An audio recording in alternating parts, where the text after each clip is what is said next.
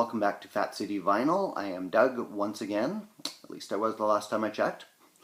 I've got a mix of new finds for you today. I was at a record fair recently, the second one of the year and the final one of the spring record fair season. There won't be any more until the fall. I will get to those in a moment. First, I was going to share with you some kind of cheap bin finds I found at one of the local record stores. First up, we have got Jimmy McGriff. I've Got a New Woman. This is from 1968. It is a UK pressing on solid state. There's the back cover. Jimmy McGriff, kind of a Hammond B3 organ player, very much that soul jazz style. So he's got a couple of, a mix of covers and originals on there, kind of covers of songs like Ray Charles' I've Got a Woman, which gave the album its title.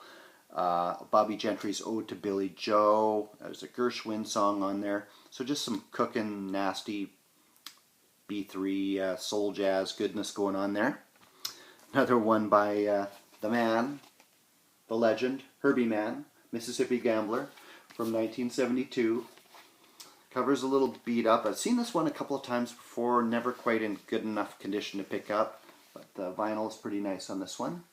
There's On Atlantic, of course. 72, very much in that Memphis underground, similar kind of sound that he had going on at that time. So he's got covers of Respect Yourself, I've Been Loving You Too Long, I Can't Get No Satisfaction by the Stones. Always a high caliber of players he's got on his albums, and they're all good. This one, T-Rex, Light of Love. I've never seen this one before. Looked intriguing. It is on that Casablanca label out of the US. I had a kind of a gut feeling it was some sort of compilation, and indeed I believe it is, from what I've read, of a couple of LPs that I don't have, so it's all new to me anyway. So that typical guitar-driven glam kind of boogie sound he had going on, and just the coolest song titles always from him. Space Boss, Think Zinc, Girl in the Thunderbolt Suit. I don't know where he comes up with those, but cool stuff. I keep showing this lady's records. I keep finding them. I found the first one in a thrift store. I was showing in a few videos back, I think. Total blind buy, but I've been enjoying all her albums. Keep finding them, so here's another one. Tanya Maria, Taurus.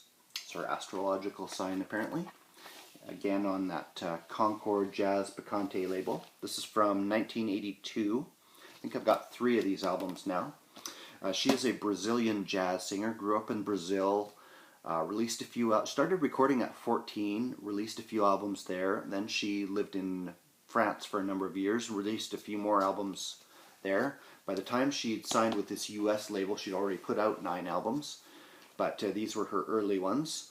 And she is a Brazilian jazz singer, so kind of a mix of jazz styles, but always with that nimble kind of Brazilian rhythmic feel to it. Got Willie Colon on percussion here. Not a lot of vocals. There's a cover of John Lennon's Imagine and Cry Me a River, which was done by Julie London. And the rest of the time she has these kind of scatting vocals that she does a lot on that album. Which the last time I showed one of hers, I got some confusion over that term scat. I thought that would be pretty well known to everybody in the VC. But scatting, for anybody that doesn't know, is a jazz term for that kind of wordless singing along with the music. Kind of using your voice as sort of a percussion instrument with that kind of boop boop boop boop boop boop boop thing they do. And this one, Babatunde Olatunji, Zungo. This is from 1961. Columbia 6i, very clean shape on this one. These are the record fair finds, by the way, starting now. This is his second album, I believe. The first one, I think, was called Drums of Passion, and he'd recorded these in the US, and he did a lot to kind of raise awareness of traditional African music and bring it into kind of the North American consciousness. You've got Yusuf Lateef on here as well, kind of bringing in the jazz crowd, and Ray Barretto on conga and timbales to bring in the Latin element. So very, very influential album there. Happy to pick that up. It was pretty reasonably priced. Got one by Brick. I'd shown an earlier one by them called Good High from '76, a few videos back. So I found this one. This is the follow-up to it from '77 on Bang Records. It's got Ain't Gonna Hurt Nobody, which was heavily sampled by Kid and Play in the '90s, and just feel good funk and soul. I think you would classify this as the head bobbing funk, kind of an in-joke for those in the VC.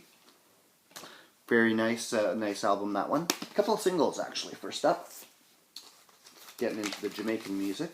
You know I got to show some of that. Those who watched my Jimmy Riley video will know this or remember this guy, Jimmy Riley. This Little Boy Is Lost on the Full Moon label. I think this is 1980s, self-production. And the B-side has the Barrett Brothers, which is the nucleus of Bob Marley and the Wailers band. Bass and drum. Two brothers, Aston Barrett and his brother Carlton Barrett, respectively. And a Canadian single I picked up here, kind of an obscure one. Papa Cousin, King of Kings, on the Macca label. This is a Toronto one, produced by Jerry Brown, Summer Sound Records. Very nice, kind of rub-a-dub DJ tune. Great song. One 12-inch single here, out of the UK. This one was really cheap. Kind of recognize this guy's name. Trevor Hartley, Hurting Me. This is a cover of Alton Ellis's song from the 60s, recorded at Studio One, done in a UK lovers rock style. This is kind of a later one, I think 90s or even early 2000s. Very nice, very soulful UK lovers rock here. Trevor Hartley, kind of a veteran UK singer. Getting into some rocksteady finds now. Rocksteady was kind of the transitional phase in Jamaican music.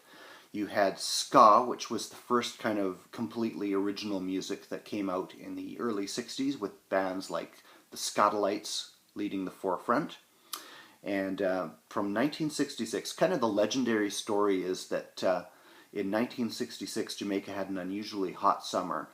And the temperatures were just too high for people to dance to this fast, horn-driven ska rhythms. So they got the idea to kind of slow the tempo down.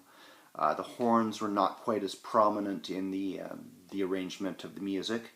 And it was very heavily U.S. soul influenced, with a lot of vocal groups coming out influenced by the likes of Curtis Mayfield and the Impressions. And just... was only lasted for kind of a couple of years until more of the reggae, they started tweaking the rhythm a bit more and it began to be known as reggae. But that short period called the rocksteady era produced some of the absolute most sublime music ever to come out of Jamaica. Now, one of the founding members of the Skatalites was Tommy McCook on saxophone, and he, in the rocksteady era, he moved to Duke Reid's Treasure Isle label and formed the Supersonics after the breakup of the Skatalites. And this is an album of some of his instrumental sides for Duke Reid's Treasure Isle label. It's a Canadian release actually on Anarch label. It's from late 60s, 68-ish, so kind of the tail end of the rocksteady era, early reggae. All instrumentals on here. It's got a version of the Harry J. All-Stars Liquidator, tribute to Don, which was Don Drummond, a fellow member of the Skatalites who met a tragic end around that time. And just great instrumental reggae, kind of that choppy early reggae sound. Duke Reid of the Treasure Isle label was kind of the main competitor with Cox and Dodd's Studio One label in the 60s. They were kind of neck and neck throughout the decade, very competitive with each other. In the rocksteady era, some would say Duke Reid pulled a nose ahead of him, just in terms of the quality of the material he came out with.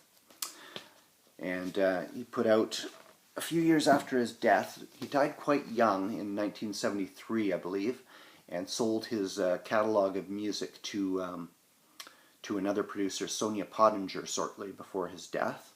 And she commissioned a dub album of some of his classic songs from the rocksteady and early reggae era, which I found this one, Treasure Isle Dub Volume 1. Very plain sleeve there. It is on the Treasure Isle label. I'll show you that there.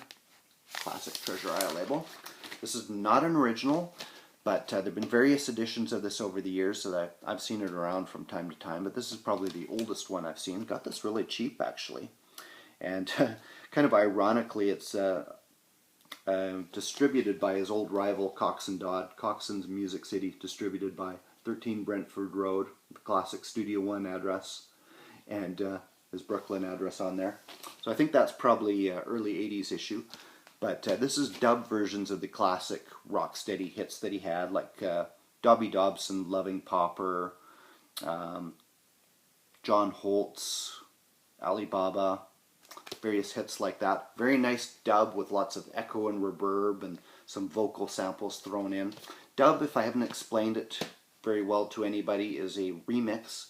What they'll do is take a recorded track, take the tape, swipe it down to the bass and drum, and start layering it back up with bits of instrument, adding some echo and reverb, maybe throw in some vocal snatches, and just kind of make it tripped out. So very cool album. Happy to find that one.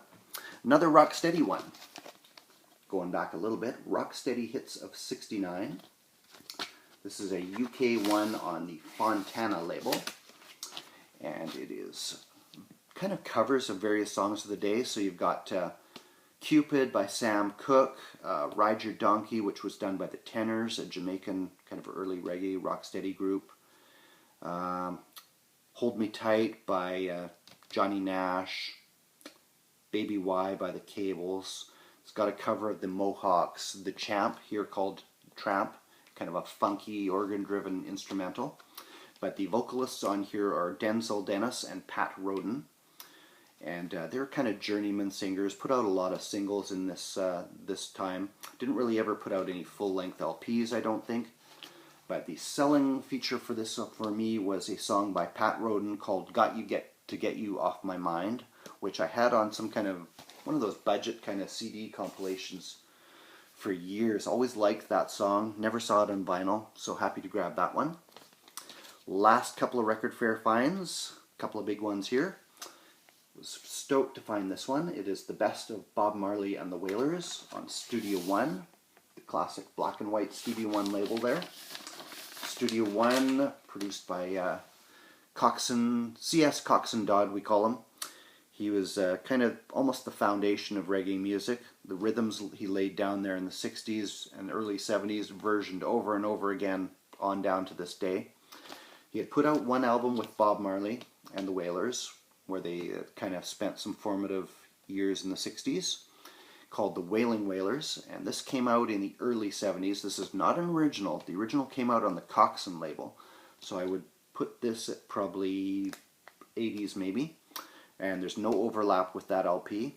And spans a real time span here from his very first sessions at Studio One in 1963 through to kind of the mid-60s period when Bob was actually in Delaware, and Bunny Wailer and Peter Tosh were carrying on the group. So they kind of only show Bob on the cover here, but it's very much a group effort with a number of vocals with the other guys on lead, particularly Bunny, doing some very just beautiful harmonies, a very soulful mix of ska and rocksteady and early reggae. And there's even one unusually that's produced by Lee Perry, which they went to after leaving Studio One, which would be late 60s, early 70s one. Small axes on there, kind of a different cut than the more well-known version. Last find, this one has a bit of a story to it. I had spotted an original copy of this one years before from this seller. I kind of hadn't fully committed to collecting vintage reggae vinyl at that time, so I passed on it. Been kicking myself for not grabbing that ever since. So spotted it from the same seller. I'm not sure if it's the same copy or a different. He happened to find a different one, but it is a group called Earth and Stone with an album called Cool Roots. This was released in the UK on the Cha Cha label in 1978. Earth and Stone were a singing duo. That's them there. They had started recording for C.S. Dodd's Studio One label, like so many of these guys did, in 1972. Didn't stay there too long. They moved over to a new studio that was setting up around that time called Channel One, which They went there in '73, I believe, and started recording the singles over the next few years that would make up this LP. This album was never released in Jamaica as an album. It was only released in the UK, and unusually they issued it as a gatefold and a double LP with a whole extra side of the dub versions of all these songs. Some more drum and bass focused mixes with some vocal snatches and just dub-wise effects. But very high quality roots reggae on here, and a few unusually kind of moody love songs, which is kind of not typical of the time, which stand up as well to the more roots and culture oriented material. This was reissued in 1996, way back then, seems like ages ago now, on the Pressure Sounds label out of England. Very nice reissue, but I'm very happy to add this original to my collection. The vinyl is practically mint. It plays like a dream. Great sound quality. It's loud and bold and just fantastic. This is one of the premier albums that came out of the Channel 1 studio, which was from the mid part of the 70s to the early 80s, where almost everything was recorded. You can see the studio there, them recording. Doesn't look like much. You wouldn't think that that was where they cranked out literally hundreds, if not thousands, of reggae records. Apparently the building is still standing today, but kind of a ruined shell of what it once was, with the studio closing up sometime in the 80s. So those are my finds for the last spring record fair, plus a little bit extra. Hope you enjoyed, guys. Cheers and take care.